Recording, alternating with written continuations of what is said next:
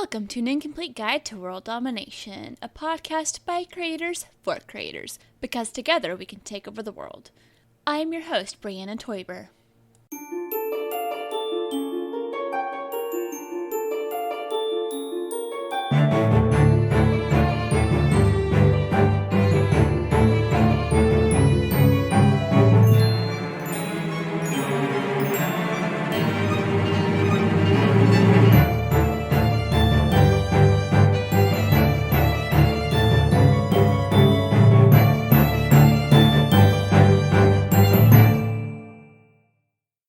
Change all that in post.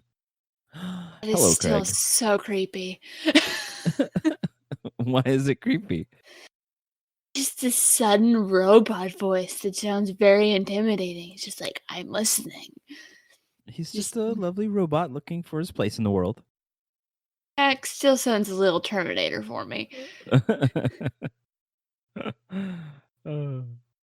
How's your week been? Oh man, it is only Tuesday. Mondays are normally super hectic because I have my actual job and I'm up at 4 a.m. For that. Sounds gross. Yeah, but I'd rather spend an hour driving to where I work rather than 2.5 hours in traffic. It makes sense. So, kind of skipped the part. Why don't you introduce yourself? Oh, sorry. I forgot that. My name is Mike. I wear many hats. I run a business called Silent Mike Music that creates music for podcasts and YouTube creators. I also um, produce podcasts, as in doing the mixing and mastering and EQ and all that fun behind the scenes stuff. I make it sound good. I also voice act in podcasts. I'm trying to. It's a little difficult to get it out there, but yeah, trying to get that one in. Also writing for podcasts. That's fun endeavor. But yeah, that's me in a nutshell. So, before you got into like music production and got sucked into down the rabbit hole that is podcasting, what'd you do? Before all that, man, I've been playing music since I was in elementary school. Mostly grew up in church doing the church band thing for music. As far as producing and actually um, striving towards more of a something that is professional, I guess. Um, though it doesn't seem professional at the moment. Um, uh, I started that in April, and I've kind of just been really going hard at it, and the whole podcasting thing. Oh, did you like what else have you worked in? Like before you Um, really started chasing this? so since then, I was in the podcast "How I Died," an audio drama made by Audio Media, and I'm just like a one-off ghost person. I think they're bringing it back for season 2, but I'm not 100% sure. Um, Gus is a big old See, tease and won't tell me. that's not surprising. Other than that, just creating music. I've created for a couple different. I created the intro music for How I Died as well. I also have a couple pieces out for different YouTube channels that they basically use it at their discretion. I really don't check up on them, see if they're using my stuff because they paid for it. So there it is. So you've already been paid. That's the important part. Yeah, once or twice. That's fun. I love getting money for doing stuff I love. I just wish it happened more often. um, So, what's it been like since you've started your company? uh, it's been interesting. It's still a lot of learning, going from just doing it for fun to making it a business and more professional and trying to get your name out there via social media and other mediums such as podcasts like this one. Um, uh, it's been kind of hectic. I'm still not used to it. My sleep schedule is very erratic, because I just I don't really manage it very well. I don't have It is really important, though. it is important, but, when you're trying to start a business and you're doing as many things as I have my fingers in, like, the amount of time that you have to do these things, uh, outside of your normal job that pays for the way you live, um, it's hard. There's just not enough time in the day, so you just kind of gotta squeeze in every extra hour you have, even if it means, um, foregoing some of that sleep. I kind of looked out. My day job's Mm. only part-time, so I Oh, have nice. days off and so forth, but that also means my schedule is all over the place, which is a different kind of interesting. Well, I mine is basically the same thing. I normally work Monday, Wednesday, and Friday on my day job, and those days can range from 6 hours to 14 hours, depending on how much work there is. Um, and then my off days, A I'm long just day. yeah, yeah. And those days, I don't know why I do this to myself. Those days, I wake up super early so I can get all the work done. I'm home by at latest 4:30, 5 o'clock, and then I can spend some time, a little bit of time with the family, having dinner. Once the kid goes to sleep, I'm cranking out work, and on my off days, I'm just my wife takes the kid, and I'm just going. I'm getting things done, trying to. That's fun trying to manage your own schedule and all that. So, what drew Yep, you to still working learning. with podcasts? Mhm. How did I get to working with podcasts? Like, what sort of drew you towards out of all the things that you could work with? Um, man, so I a little bit of backstory. I had been doing music on the side, just messing around, having fun with it, and learning the production side. Going through plugins and the digital audio workspaces and all that fun technical stuff. And my friend Ray had invited me to a Discord server where this guy Gus is making a podcast, and he's kind of um, learning as he goes, getting things done. And he said, "Mike, you might have an opportunity here. You've told me you've wanted to dabble in podcasting here and there, so give it a shot."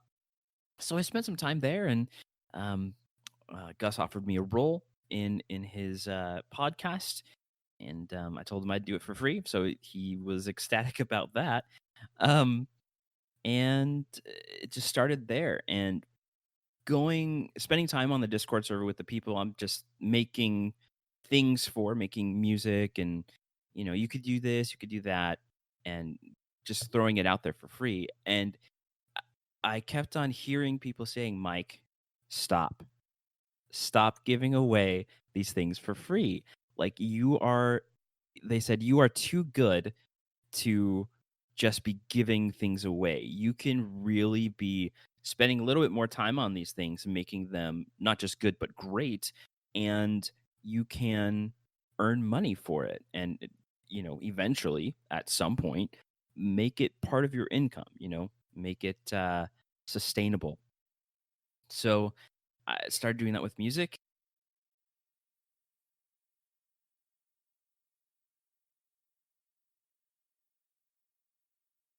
Right, you kinda cut out there.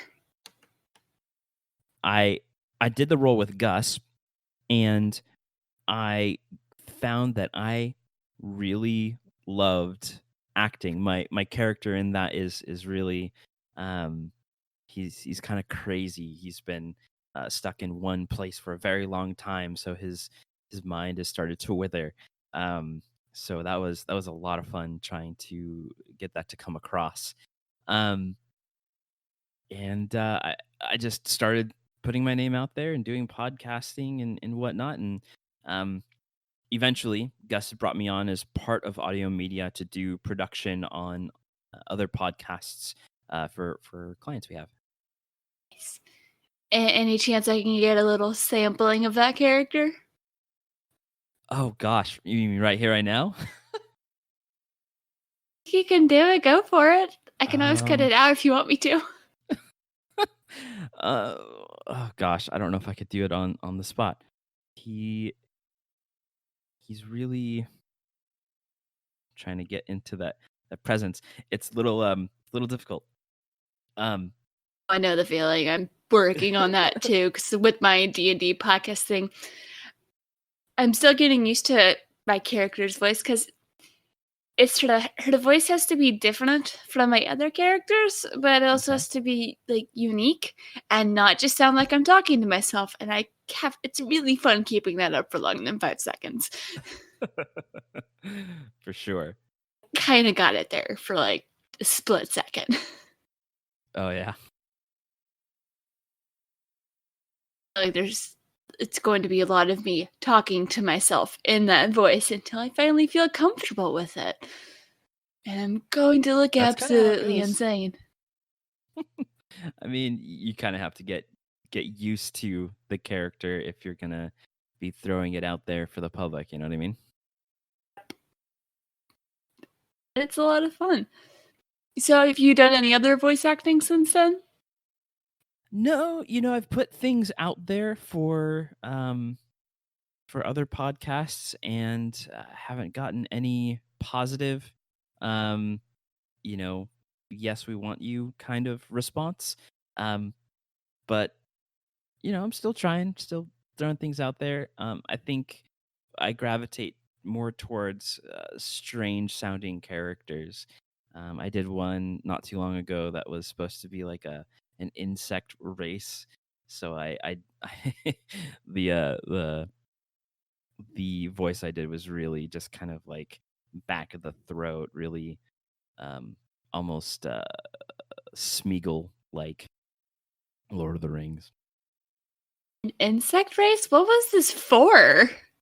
It was for Wizards of the Coast. They had like a Magic the Gathering kind of kind of a podcast, but it's more just storytelling, more like reading a book. Um, So audiobooks. cool. How did I miss that? I don't know. I missed it too. They didn't want me, so I didn't even know it was the thing, but that was still really cool though. And now you can be like, look, I have this audio recording of me talking like a living cockroach. yeah, pretty much. That's pretty much how it is. Yeah, I mean, I have all these little bits and bobs that I can kind of put together. I don't have enough to make a nice reel yet, but I'm getting there, slowly but surely. Takes practice. So, what are some of the challenges and things you've had to learn sort of getting this going? Man, I'm not very adept at the whole social media thing. Man, back when I was a kid, Facebook for sure, just all the time. But then as I started getting into this, I'm just like I want to spend more time creating than on social media, but it's kind of a catch 22, right? So you want to create things, but you don't really have the customers to create things, so you have to jump on social media and try and get those customers so you can make the thing. um Otherwise it's just you making things for yourself and you're not getting paid for that. So Yeah, um yeah, those it's a tricky balance, but I found Twitter is actually incredibly useful yeah, because that way you the can also just communities on Twitter are very very supportive. They're very very nice. they really are, and you can find some really cool slash really weird people. Like I'm Yep. still for my D&D podcast, I'm trying to get in with a group that streams, and I think all of their characters are drag queens. Oh, that sounds amazing. I saw that and I was just like, That sounds so great. I was just like, I really want to interview you guys. Yeah, that sounds awesome. There's so much awesome, weird stuff out there. I love it. There is. Some other things we've touched on is work life balance and trying to be healthy about it, but not really accomplishing that. Um, it's also difficult when you're like me and have a child that wakes you up at 6:30 on your off days, regardless of how much sleep you've had, and it's like, hey, give me breakfast, you know. Um, That's why so we have coffee. yes, and I'm abusing the caffeine a little too much these days. There's more caffeine Aren't in we my all? blood than there is blood. Yeah, caffeine is life. I feel like every person who does a creative thing is probably addicted to some form of caffeine unless they have a medical reason where they can't consume a lot of caffeine. It's true. It's true. Which is a thing. And I feel kind of bad for those people, but it's probably good. Well, I think it's just better in general to not be a caffeine addict. But I've just I accepted was this. uh, I was watching a YouTube video from a gentleman called CGP Grey, and he has a video on caffeine and why it is a highly addictive drug, but is the best drug ever because it releases all these happy chemicals in your brain, and there should be no reason you should quit it unless you're a crazy person and eating it in its solid form. I don't know. Have you ever tried the chocolate covered espresso beans? Those Chocolate are covered espresso delicious. beans. I have. It's too nutty, I guess, feeling for me. I'm not a big nut person. I don't like that mouth feel, unfortunately. I used them a lot in college before I really got into drinking coffee and Yeah, just like pop a couple and it's like drinking a cup of coffee. there Except you for go. that one time I don't think my grandmother realized what they were. She had like 6 and she was a little bouncy that day. Oh man, for people who aren't used to caffeine, some of those things, man, they'll make you bounce off walls. But I definitely, because I did marching band, so since I had those, a lot of people loved me because I would bring a little baggie full of them on game day. Wonderful. They're like, hey, slip me some of those. All right, I need a little pick me up. A lot of people that were especially when we had, like, the 6 a.m. call time, they were just I was their favorite person. There you go. So you talked about, Twitter communities being supportive. How have the people around you, like, friends and family, how they reacted to your new business, dream job, side gig, Oh, however you um, define it? most people that I know that I've told that I've been doing this, I told my boss that I'm doing this on the side as well, and he was like, he didn't really care. Basically, he's like, as long as you get your work done, man, you do whatever it is you want. Good for you. But he's all about the business. My wife has been super supportive in just giving me the time to sit and work on things. Um, like today, she took the kid out to the park for a couple hours while we do this podcast, and I could do some production afterwards. Um, and she knows I don't if I sit and I don't do any of this work for myself, I will start going nuts. Uh, part of me is just like I have to do this. I have to get my hands into some form of audio and work on it. Otherwise, I'll probably just start getting depressed and not do a whole lot. Um, so she knows me well enough to know that those things and really helps me out. Um, as far as other friends and family, it's like I told them they're like, "Yay, good for you." But other than that, that's that's all I've gotten. Like, there's no whole lot of questions or how you doing or how's the business. It's just I told him, and that's it. Just a, "Oh, that's nice, moving on," sort of thing. Yeah, kind of like that. Kind of like they don't really understand it, and so they think you could be doing like my mother. Bless her heart, she likes that I'm doing my own thing and trying to make it a business. But you could spend your time at school and working to be something else and do things in another direction. I'm just like, no, "Don't you get a real job?" I, yeah, yeah, pretty Eh, much. Um, so I have a real job, but I don't like my real job, so I'm trying to make this thing my real job. So, yeah, some people just aren't wired in a way where they have to create things, and they don't get us that like, they don't get those of us who are wired that way, and to be fair, I also don't get some creative people. I don't think we get ourselves a lot of the time.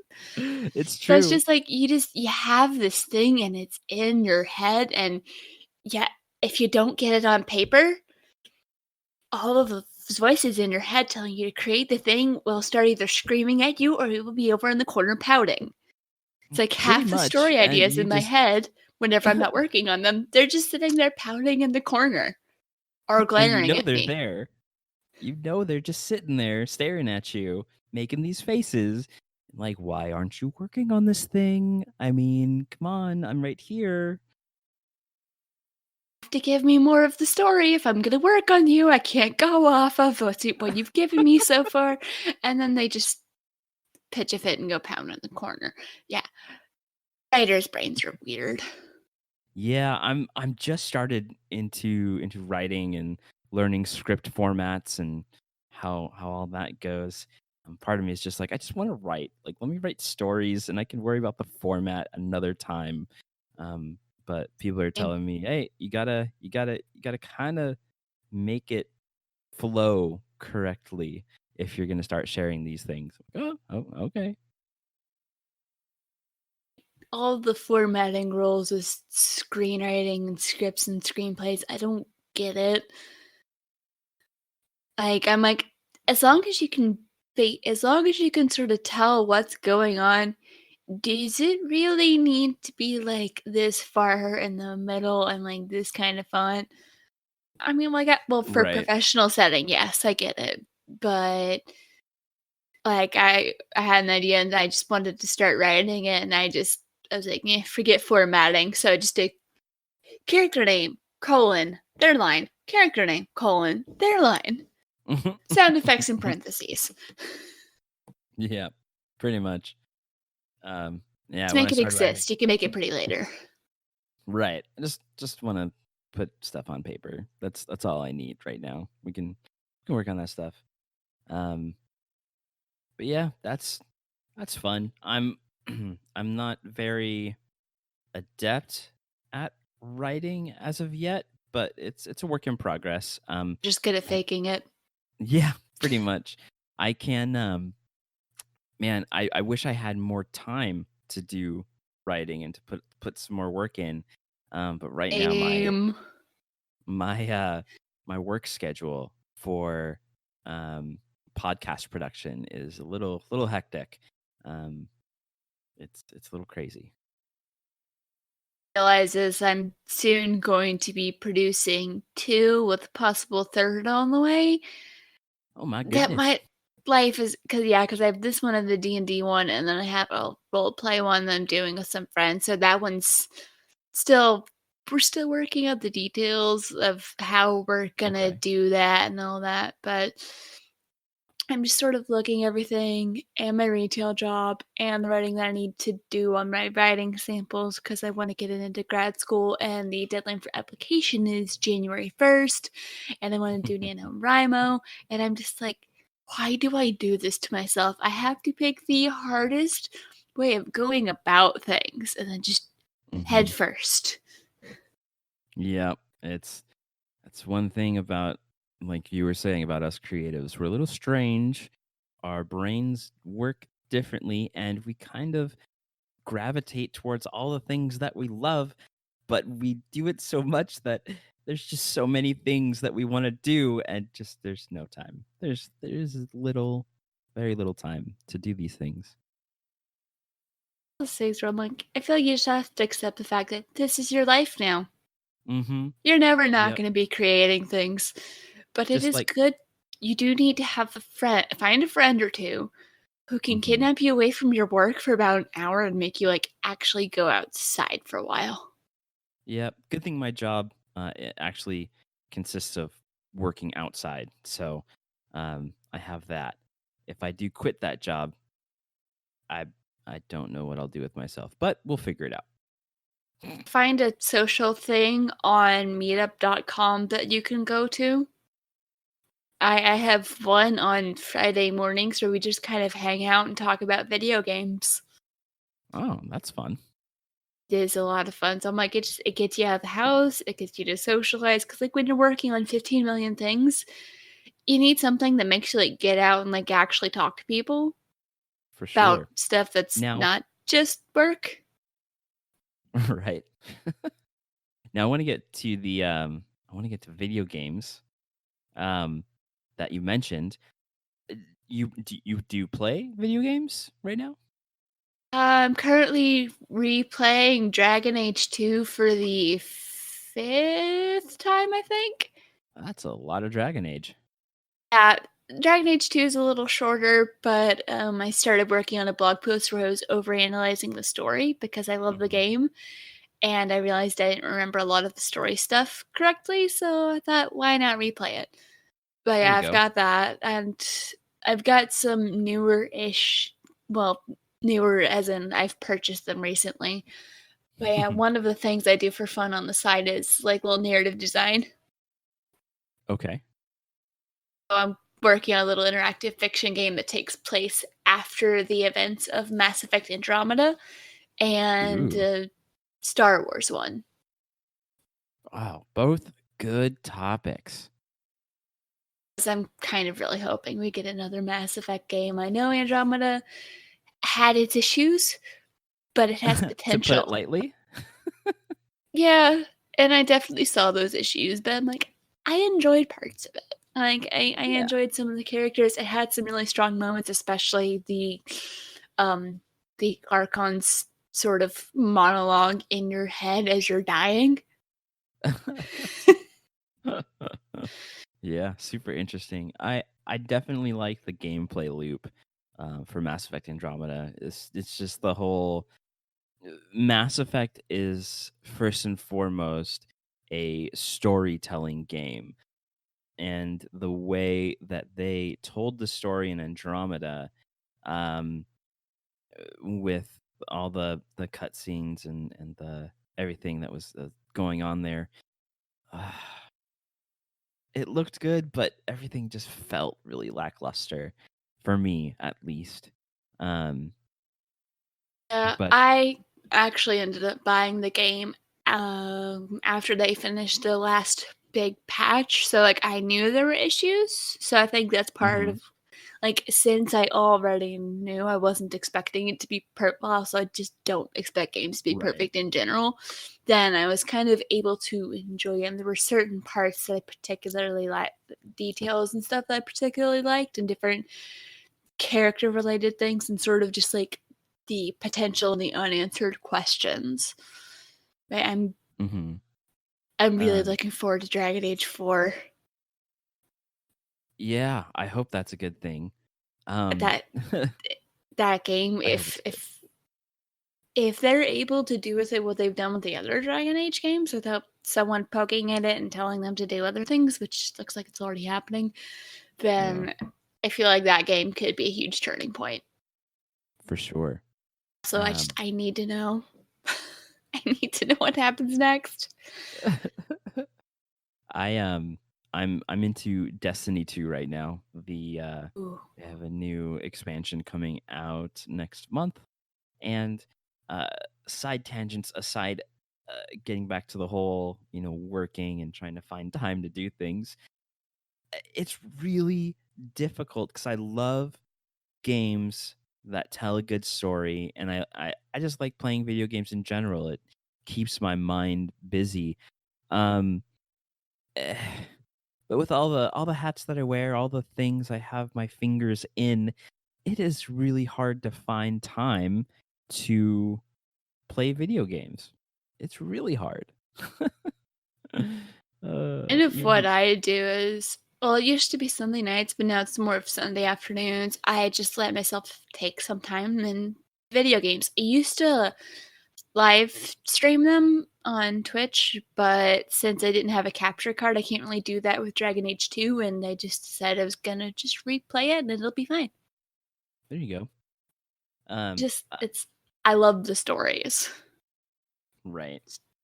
On weekends I've actually made time since I have a kid. I need to find time to spend time with my daughter. And so Saturdays have become recently family days where just my wife and my daughter and I, we go out in the morning between like 9 and 1 and just go hang out somewhere. Like last week, we went to the San Diego Zoo for half the day and come back and hang out while the kid goes to nap and go somewhere else after nap time and just kind of hang out with family. It's really nice. It's kind of a good break time from work. And then Sundays, I normally have to do work that pays the bills work. Um, so I don't really get too much other stuff done on those days. But Sometimes you just have Sundays, to carve out your social people time whenever you can. right, right. And right now, my social people are on Discord and my family. That's it. Sounds kind of Yeah. sad, but that's the way the cookie crumbles if you want to get stuff done. I'm like, I've got Discord of a couple friends from college. I have family, and I have the guy that I've been seeing that at my current job. Hmm. And since we're both insanely busy most of the time and have work to do on the weekends, we basically just started like alternating whose parents' house we meet at and just work on stuff. That'll work. I'm just like, this is my life. This is fine. We'll figure something else out later. This downside of retail is you never really get a Saturday off. No, I've done retail and no thanks. Although I might go back to it for the holiday season, but It that's how I got this one. It pays the bills yeah, it and does. It'll gives pay me the bills some for breathing sure. space to work on other stuff. Hmm. But I really look forward to when other stuff gets me to the point where I don't need the day job or becomes my day job. Yeah, I mean that's the thing we're all striving towards, right? Like we have all these passion projects, um, and we want these projects to become self-sustaining. We want to be able to pay our bills and our rent and be able to eat off of this kind of work that we do. That's the end goal. But the key is, how do you decide when your side job is making you enough money to where it can become your full job? And Well, how do you know you what? get it to that point? I'll I'll tell you when I get there because I'm not there yet. Um, but I'm uh, just starting with mine, so I'm like, I don't even know how you figure that out. it's it's really just a numbers game, right? So you you have you get to a point where you have so much work and not enough time to do the work, and this work being your side gig that pays your bills or that pays you that brings in money. You have so much of that work and not enough time to do it, and you would have to crunch the numbers, right? Is this the amount this amount of money comes in, and can I keep doing this, um, and keep bringing in customers to pay me, um, that'll pay the bills enough so that if I quit my regular day job, will that still be sustaining? It just becomes numbers game. Yeah, because either way, you're going to take a pay cut. Your Right. pay is going to drop significantly. It doesn't matter how much you're making with your side gig, you will be losing one stream of income, and it gives you Mm-hmm. more time, but then you also have to put in even more work. So technically, you haven't really gained any time, you've just shifted it. Pretty much, but you're you're you're able to spend more time on gaining more customers, getting more work, and um, it's just it becomes it becomes more of your life than I think you expect it to be. Um, yeah. Never a dull moment. I don't think it like I know there is a point at which it's just like a turning point where things just click and you've quote unquote made it, but I have no idea what that is. I don't know what that looks like. I don't think any of us do until we get there, and then like Right. 3 weeks later we're like, "Oh wait, I think that was it." You know, I'm a pretty firm believer in the fact that you never actually make it. Like you never reach that apex. Like I think you shift the way you do things, and I think you just you keep on going, you keep on building on top of what you are now, right? You're just trying to build things, and albeit very slowly, but once you make the shift you can build things a bit faster because you now have that time that you were spending at your day job to work on your side gig, which is now your main gig. And you can um actually afford people to do the stuff that you don't want to, like transcribing audio and figuring out your finances and exactly. You can spend time doing the things that you want to do. It's really interesting. I had a very short Twitter conversation with Mike Hurley. Short being in, I asked him a question and he answered it. Mike Hurley is the owner of a podcasting network, um, and I asked him, how long was it that you did this as kind of like a side gig before you made your podcasting network your main source of income? And he said it took him 5 years, um, from starting to do it to leaving his day job. And I thought to myself, 5 years. Well, I got 4.5 more to go, so let's keep on trucking. um, I've got like 4 and when did I yeah, 2, 3 days? there you go, man. Yeah, so it's a lot of time, and it's a lot of, I think, diligence to keep your passion projects alive, um, and just keep on working on it, keep on trucking, as the And country adage goes. along the way you find ways to help other people make Oh their yeah, passion project a thing, because like if you can do it, they can too. But maybe that like part of why I create this podcast is so people can share their story and maybe like share mistakes that they've made so other people don't do the dumb thing. yeah, and that goes right back to how we were saying the Twitter community being so helpful. Like there's so many people out there willing to share their stories, willing to share what they've done wrong, what they've learned from it, and and other things they've gleaned along the way. Um, so it's a great community to be in, the podcasting community. Um, they help out quite a bit when you have questions. You, unless you're one of those people that decides to be mean to someone in the podcasting community. And Yeah, don't do that. yeah, don't do Don't. that. Don't be mean to anyone. If you're mean to anyone on social media, then all of their friends will know that you were a massive jerk. Yep. And yeah, you're out. You become a social pariah. Everyone hates you, and you're I'm just, like, "Oh, I'm done. most of It's the time to go industry's do." not gonna like you anymore. They don't even necessarily have to like the person that you insulted. You insulted someone. Just Mhm. just don't do that. Be nice. Yeah, yeah, pretty much, and, sometimes it does feel like walking on eggshells, but, in the long run, I think, it's just you, being like everybody else, being, willing to share yourself with them as they're normally willing to share themselves with you, and, um, you know, don't don't be a jerk about it, but, just, um, be helpful.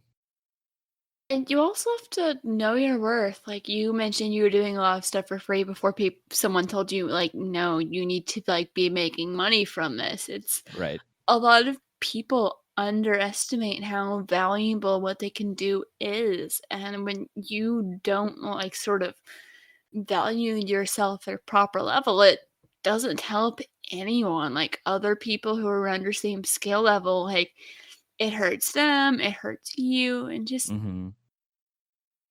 there's power in knowing your worth, but a lot of times it's kind of hard to see that.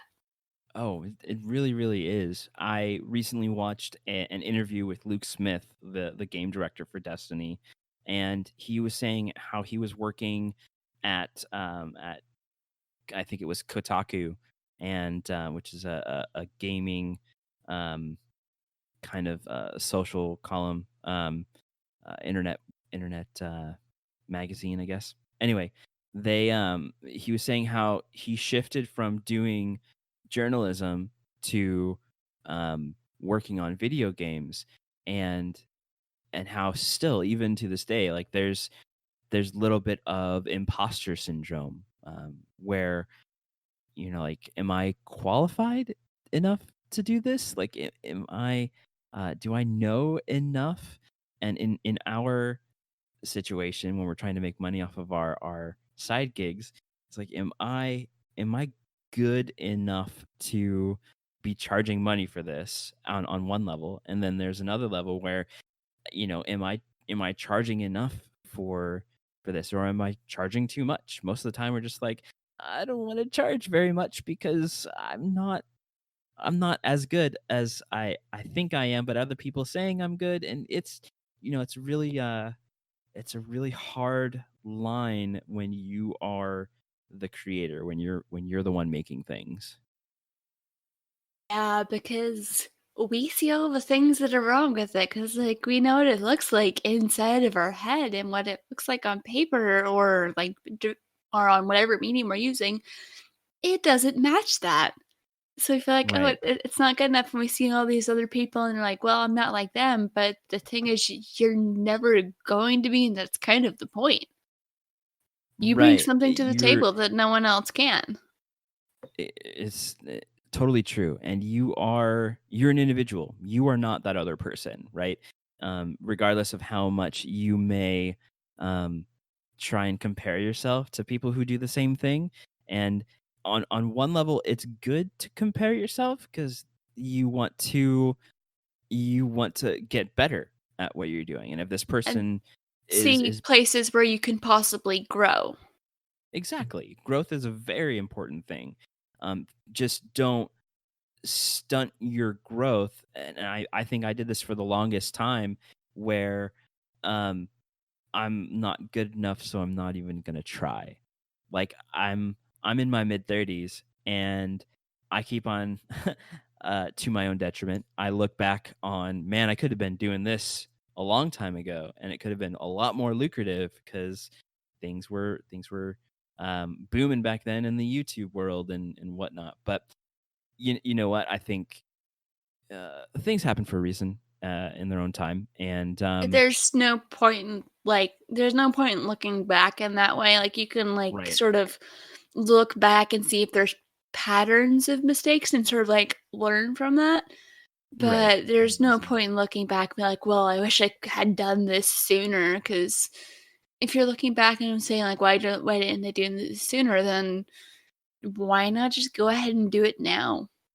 Right. There are so And many it just resources out there that you could figure out how to get this thing started, and it doesn't have to be perfect. It just has to exist. right. You A just a have to get up and do it. And it's for me, not it gonna just get took any better if it doesn't exist. right. And sometimes it just takes that little push. I mean, for people who listen to your podcast, it could just take this little discussion that we're having, and it could just be that little push. Like, just get up and go. There's no, you like us who've been doing it for almost a year, and people who have been doing it for years, everyone is still learning. Everyone's still growing, and we're still making things. But you have to start, right? You have to get up and go. May look like we know what we're doing, but we really don't. I No. had Mm-mm. when I was preparing for this interview, I had like 3 things I wanted to like 3 or 4 things I wanted to talk about. We finished talking about those things like 30 minutes ago. I've just been rambling on it, making it up as I go, cause like, just, like, get Well, a I mean, general idea of what you wanna do and run with it. You'll figure it yeah, out along the way. for sure. I mean, and you'll find that maybe that one thing you want to do isn't necessarily, that exact thing. Maybe you'll just find other things. Like for me, it was music, but now I've jumped into the whole podcast rabbit hole, which is a very, very deep rabbit hole. It really is, And especially when you get into audio dramas and all the oh D&D my stuff, I'm lord, like, I'm never um, gonna catch up on all of it. it's so crazy. Um, but you know, like I said, you get up and go. You learn as you go, and you will get better from doing the things that you're doing, and that's all it takes is doing it. You never know if something is gonna work until you try, and Right. whenever you try, And if like, it doesn't what's work, the worst thing that can happen? It doesn't work out, you now know if it'll work or not, and you hmm move on. yep, I'm you also improve talking on with it, my hands this and entire time, like, you can see me. I can't not talk with my hands, it's a thing. I do the same thing, but I end up hitting my microphone stand, so I have a little fidget toy in my hands right now, so that they're not flailing everywhere. Yeah, I've um, got my mic in a place and how I talk with my hands, they don't I haven't hit the mic yet, so awesome. this is on yet. It will happen one of these days.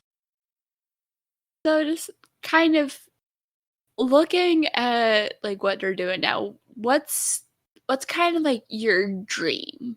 What's your goal? Like, when you look forward at what you want this to be, what do you picture? Oh man. Uh, You can go as you vague or know, as broad as you want with this. I'm still kind of figuring that out, to be honest. Um, Music has always been a part of my life, so I think that's something I definitely want to do. And then being on the production side of podcasts, doing all the background sound and editing and whatnot is fun. I really enjoy being able to take something from point A, get it through point B, and have it end up at point C, and comparing the differences and seeing, you know, how much better something sounds after you've spent so many hours working on it. Uh, it's right up there with music, right? It's all audio um, formats. So I think if I were to make it to a point where I could do this by itself, um, man, I kind of want to still do it all. Like I want to make music. I want to be on podcasts. I want to be editing and or making podcasts sound better. And Basically, just have I your own production studio. I know it'd be great. I picture myself, and not even like an office downtown or something. Just like a home office, like my own little studio where I have, a standing podcasting booth, and then like an editing room and whatnot. with couches and make it look pretty. Um, I think that would be great. I would still want to work for myself and not have. I don't really want to have people under me doing things for me. Like I still want to have my hands in all of it. Um, I know that's not necessarily realistic, um, but at this point, that's what I envision. I get it, because sometimes like you're like, this is my baby, nothing personal, but I 100%. don't want you to touch it because it's mine. Right? I've always 100%. thought it'd be cool to have my own sort of production studio, but it would also be kind of cool, like maybe not have people working for me, but like other people working on their own stuff in the same place. You know what I mean? Right.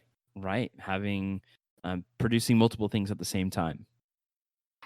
And just like being part of a team, and maybe we collaborate on some things, we each have our own things, but just sort of being in that sort of creative collaborative environment. I've had that before, never for a particularly long time, but it's always it's such a great feeling, like having people to bounce ideas off of, having someone there to like metaphorically or like literally like shake you when you're like being dramatic and need a bit of a reality check. Hmm. Just having that environment would be so awesome. Yeah. Yeah, that would be great too. It's always good to bounce things off of other people and be able to get opinions to shape what you're doing, especially from those people that you trust. You know what I mean? The people that you know, like you care about you, but are also willing to tell you when you're being an idiot. Yep. And that happens more often than not. But it's usually because you need it. Been Yes. going on for like 50 minutes. I feel like we could probably talk more. Definitely Hmm. gonna get back with you at some time though, just because I've enjoyed this conversation. Yeah, so have I. It's been good. Yeah. So Well, yeah, definitely thanks for having me on, and um, I wish you many more great podcasts in the future. you as well. This has been a lot of fun, and I will definitely be bringing you back on at some point to either check in on and see how you're doing, or maybe we can go back and forth on different topics. We'll see. Yeah, for sure. Stop recording on Audacity, and I'm going to tell Craig. Tell Craig to go away.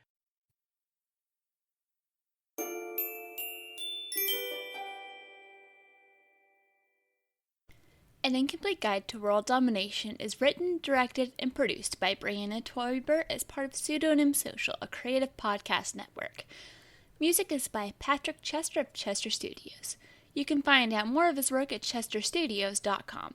For more information on the other shows produced by Pseudonym Social, please check out our website at pseudonymsocial.wordpress.com. And while you're at it, don't forget to visit Mike's website at silentmike.com. That's Mike like the name, not short for microphone. Stay tuned for more inspiring stories, and if you have a tale you would like to share, feel free to message me through the website, and I would love to get back to you on that. Until next time, let's take over the world.